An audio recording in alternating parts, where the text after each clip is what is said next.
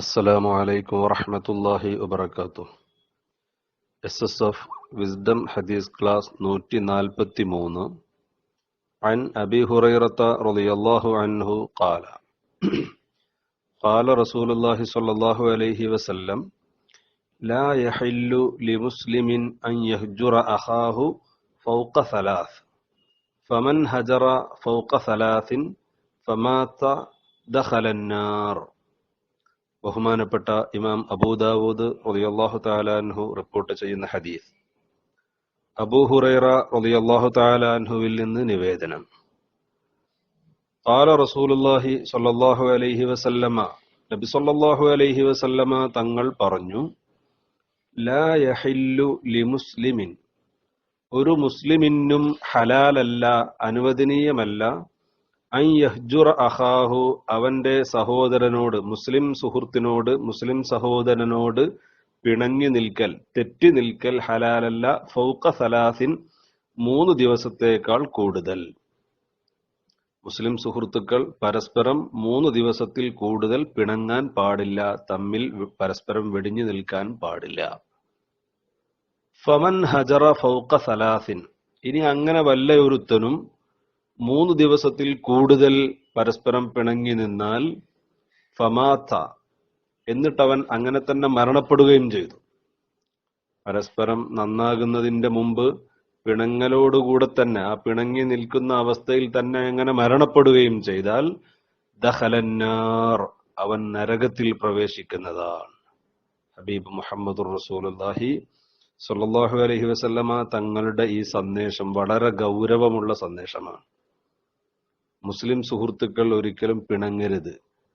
അങ്ങനെ എന്തെങ്കിലും കാര്യങ്ങൾക്ക് വേണ്ടി ചിലപ്പോൾ പിണക്കങ്ങൾ സ്വാഭാവികമായിട്ടും സംഭവിച്ചേക്കാം. പക്ഷെ അങ്ങനെ സംഭവിക്കുമ്പോൾ അത് ഒരു 3 ദിവസത്തേക്കാൾ കൂടുതൽ നീട്ടിക്കൊണ്ടുപോകരുത്.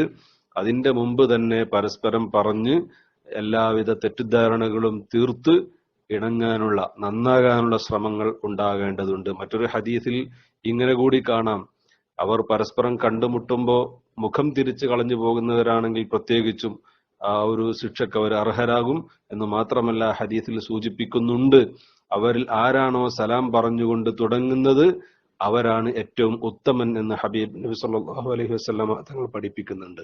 ആകയാൽ പരസ്പരം പിണങ്ങി നിൽക്കുമ്പോൾ നന്നാകാൻ വേണ്ടി മുൻകൈ എടുക്കുന്നവൻ ആരാണോ അവർക്ക് കൂടുതൽ പ്രതിഫലം കിട്ടുകയും അവർ അല്ലാഹു തആലയുടെ അടുക്കൽ കൂടുതൽ സ്വീകാര്യനാവുകയും ചെയ്യുമെന്ന് ഹദീസുകൾ നമ്മെ പഠിപ്പിക്കുന്നു.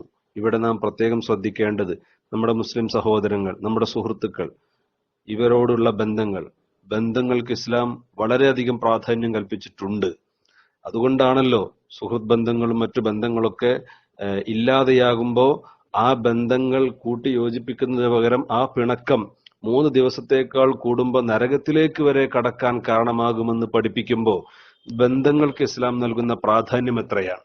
കുടുംബ ബന്ധങ്ങൾക്ക് നൽകുന്ന പ്രാധാന്യം കഴിഞ്ഞ കുറെ ഹദീസുകളിൽ നാം പഠിച്ചിട്ടുണ്ട്. ഇത് അതിനുമപ്പുറം സുഹൃത്ത് ബന്ധങ്ങൾ, മുസ്ലിം സുഹൃത്തുക്കളോടുള്ള ബന്ധങ്ങൾ, സഹോദരങ്ങളോടുള്ള ബന്ധങ്ങൾ, ഈ ബന്ധങ്ങൾ ഒരിക്കലും അത് പിണക്കത്തിലേക്ക് എത്താൻ പാടില്ല. പരസ്പരം മിണ്ടാത്ത, കണ്ടാൽ മുഖം തിരിച്ചു കളയുന്ന രൂപത്തിൽ ഒരിക്കലും പിണങ്ങി നിൽക്കാൻ പാടില്ല. അങ്ങനെ പിണങ്ങി നിൽക്കുന്നത് ഗൗരവമുള്ള തെറ്റാണ് എന്നർത്ഥം. നരകത്തിലേക്ക് വരെ കടക്കുമെന്ന് പഠിപ്പിക്കും. അതിന്റെ ഗൗരവം എത്രയാണെന്ന് മനസ്സിലാക്കാൻ വലിയ പ്രയാസമൊന്നുമില്ലെന്നാണ് മനസ്സിലാക്കാൻ കഴിയുന്നത്. അതുകൊണ്ട് പ്രിയപ്പെട്ട സുഹൃത്തുക്കളോടും എല്ലാവരോടും ഓർമ്മപ്പെടുത്താനുള്ള, നമ്മളെല്ലാവരും സുഹൃത്തുക്കളാണ്, സഹോദരങ്ങളാണ്.